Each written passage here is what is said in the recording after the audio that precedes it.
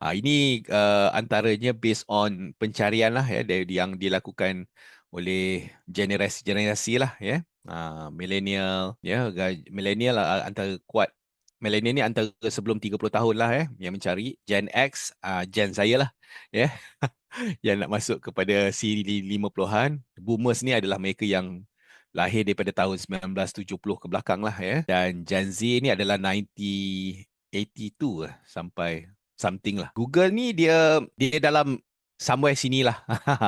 Saya nak tunjukkan kat social media ni, antara kalau saya nak tunjukkan Facebook dan Instagram ni berada dalam 3-4 lah.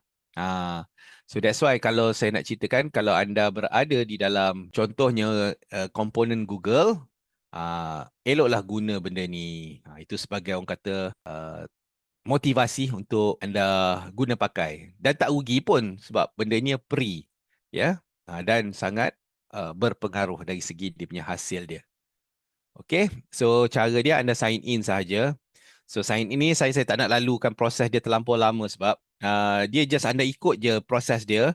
Dia letakkan nama, alamat, nama bisnes. Lepas tu anda tandakan bisnes anda tu dalam map. Anda cari anda punya address tu. Lepas tu anda tandakan sistem tu dalam situ. Dan lepas tu terus pom. Siap. Guys, tolong like, komen dan share video ini. Baik. Haha.